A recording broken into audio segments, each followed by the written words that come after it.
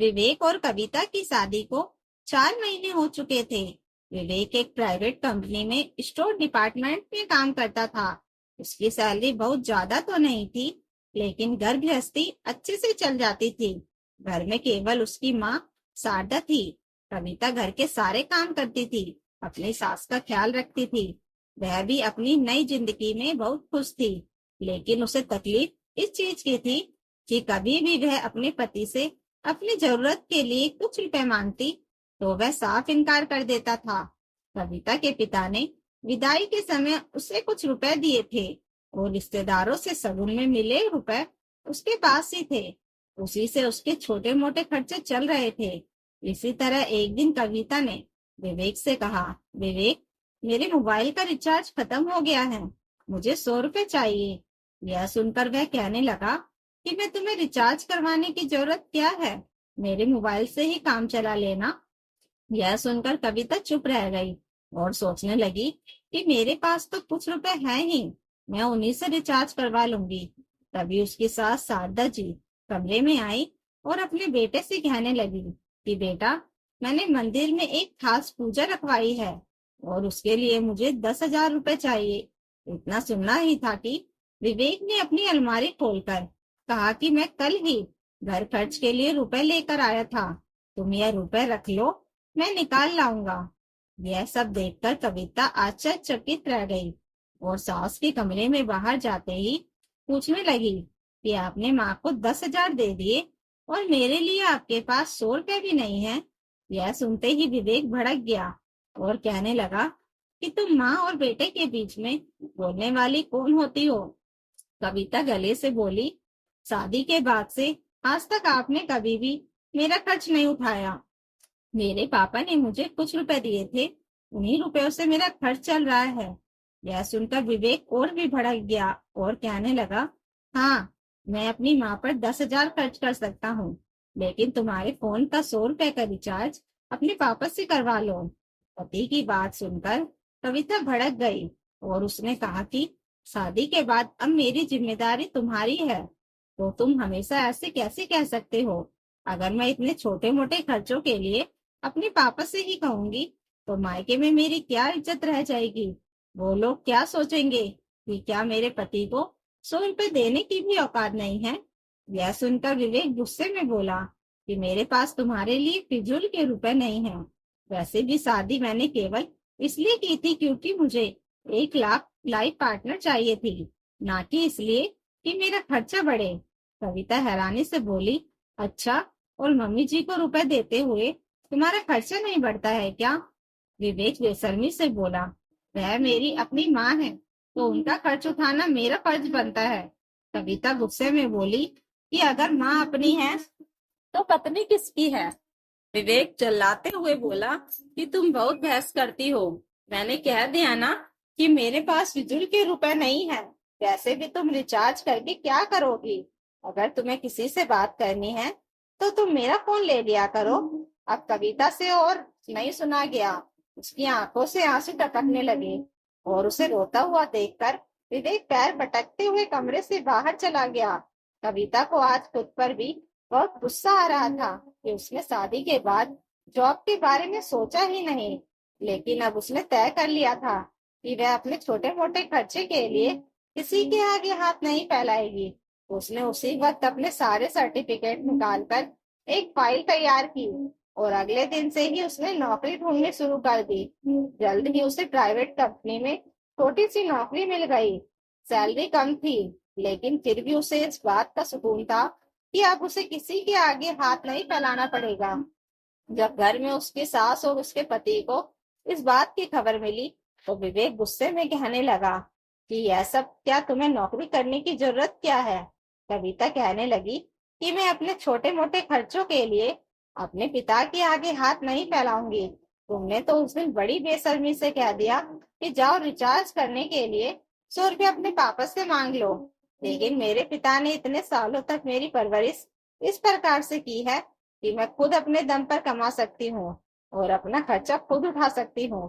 विवेक बोला, तो अगर ऐसी ही बात है तो अपना खाना पानी भी खुद ही देख लो। कविता गुस्से में बोली, खाना पानी तुम लोग मुझसे मुफ्त में नहीं दे रहे हो। मैं खाना बनाती हूँ, तब जाकर मुझे खाना मिलता है। तब तुम लोग भी खाना बनाने वाली बुला लो। मैं क्यों खाना बनाऊं? इस बात पर विवेक और शारदा जी एक दूसरे का मुंह देखने लगे। कविता आगे बोली कि मैं कोई भाग कर यहाँ इस घर में तुम्हारे साथ रहने के लिए नहीं आई थी। तुम मुझे पूरे रीति रिवाज के साथ ब्याह कर इस घर में लाए हो। मैं भी अब इस घर की ही सदस्य हूँ, इसलिए खाने पीने पर सवाल तो मत ही उठाना। यह सुनकर विवेक दंग रह गया। आज पहली बार उसने कविता का ऐसा रूप देखा था। अगले दिन से ही कविता ऑफिस जाने लगी। वह सुबह नाश्ता और लंच तैयार कर देती थी और शाम को आकर डिनर बना देती थी। वह अपना फर्ज निभाने से पीछे नहीं हट रही थी, लेकिन अब उसे खुद के लिए भी जीना था। अपने रुपयों से वह खुद का ऊपरी खर्च निकालती थी और बाकी रुपए बैंक में जमा करती जाती थी। इसके साथ ही उसने कुछ बचत योजनाओं में निवेश करना भी शुरू कर दिया था। देखते ही देखते उसे नौकरी करते हुए 6 महीने बीत गए थे और उसने अपनी कमाई से अच्छी खासी रकम भी जमा कर ली थी। एक दिन सुबह ऑफिस जाने के लिए तैयार हो रही थी, तभी उसकी सास की आवाज उसके कानों में पड़ी।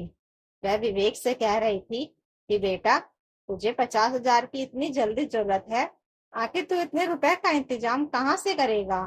फिर कम से कम तेरी पत्नी भी तो कमा रही है, तू रुपए उसी से मांग ले। यह सुनकर कविता के कान खड़े हो गए। वह हॉल में थी तो उसने सुना विवेक कह रहा था कि माँ, मैं क्या करूं, मुझे कुछ समझ में नहीं आ रहा है। कंपनी में स्टोर के सामानों की देखरेख की जिम्मेदारी मेरी है। पता नहीं विदेशी मशीन का वह महंगा पुर्जा कहाँ खो गया, और अब ऑफिस वालों ने तुरंत ही मुझे उस पुर्जे की रकम अकाउंट्स डिपार्टमेंट में जमा करवाने को कह दिया है। अगर मैं ऐसा नहीं करूंगा तो वह लोग मुझे नौकरी से निकाल देंगे। मैं लापरवाह नहीं हूँ माँ, लेकिन पता नहीं वह पुर्जा कहाँ खो गया। कहते हुए विवेक का स्वर भारी हो गया था। शारदा जी ने उसे दिलासा देते हुए कहा, बेटा, मुश्किल परिस्थितियों में ही तो अपनों की पहचान होती है। तो देख, बहुत से बात कर, फिर देखते हैं वो क्या कहती है। अब विवेक तो कविता से रुपए मांगना ही सही लगा। इतना सुनना था कि कविता उन दोनों के सामने आकर खड़ी हो गई और कहने लगी कि मुझे तो उस दिन विवेक ने 100 रुपए के लिए कितना कुछ सुना दिया था, तो आज जब जरूरत पड़ी है तो मैं उसकी मदद क्यों करूं? वह तो मुझसे दाल चावल तक का खर्चा उठाने की बात कर रहा था।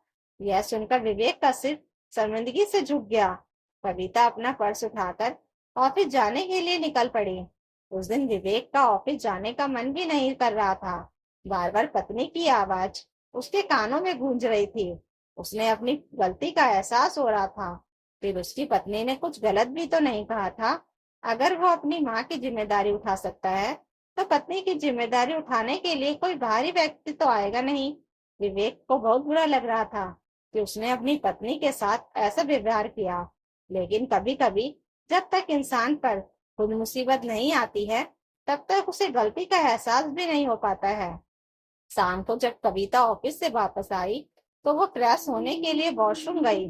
तभी विवेक कमरे में आया और कविता के आने का इंतजार करने लगा। कविता जैसे ही कमरे में आई तो विवेक ने उसके सामने जाकर हाथ जोड़ते हुए कहा, मुझे माफ कर दो कविता, सच में मैंने तुम्हारे साथ बहुत गलत किया। मैं हर बात में तुम्हारे खर्च को लेकर तुम्हें झिड़क देता था, लेकिन मुझे ऐसा नहीं करना चाहिए था।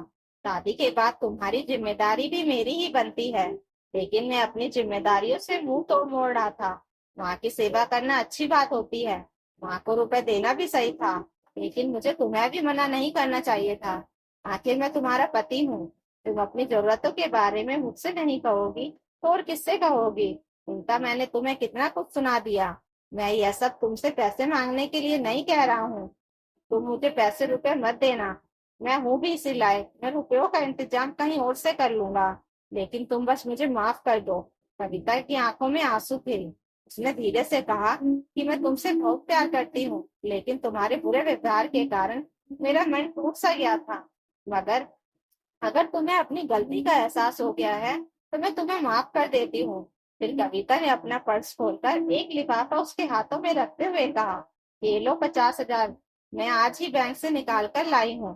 तुम यह मत सोचना कि तुम मुझसे माफी मांग रहे हो इसलिए यह रुपए तुम्हें दे रही हूँ। सुबह मैंने गुस्से में तुम्हें बहुत कुछ सुना दिया था, लेकिन मेरा मानना है कि अगर पति को जरूरत है तो पत्नी को उसकी मदद जरूर करनी चाहिए। अगर मैं भी तुम्हारी मदद ना करूं तो तुम में और मुझ में क्या फर्क रह जाता। इसलिए मैंने तो सुबह ही तय कर लिया था कि शाम को मैं तुम्हें रुपए दे दूंगी। यह सुनकर विवेक भरे गले से बोला कि यह तो तुम्हारा बड़प्पन है। कविता ने आगे बढ़कर उसे गले लगा लिया। आज विवेक सही मायनों में जीवन साथी का अर्थ समझ चुका था। अगले दिन जब वह ऑफिस आ गया तो उसने कविता को फोन लगाया और कहने लगा कि कविता, जो पूछा खो गया था वह मिल गया है। अब मुझे ये 50,000 कंपनी में जमा नहीं करवाने पड़ेंगे। यह सुनकर कविता बहुत खुश हो गई। विवेक ने भी खुशी खुशी फोन रख दिया और सोचने लगा कि चलो, इसी बहाने कम से कम मुझे मेरी गलती का एहसास हुआ और हमारे रिश्तों में भी मिठास घुल गई। दोस्तों, यदि पत्नी कहीं नौकरी नहीं करती तो वह फिजूल खर्च नहीं कर रही है, तो उसकी प्राथमिक जरूरतों को पूरा करना पति का फर्ज बनता है। आखिर पत्नी भी तो उसी के भरोसे एक नए परिवार में आई होती है। वह परिवार को अपना मानकर घर के प्रति सारे फर्ज निभाती है, तो उसकी जरूरतों की जिम्मेदारी उठाना भी तो पति का ही फर्ज बनता है ना। आपको क्या लगता है? अगर आपको यह कहानी अच्छी लगी हो तो लाइक करके हाइप जरूर करें और चैनल को सब्सक्राइब करना ना भूलें। Thank you for watching.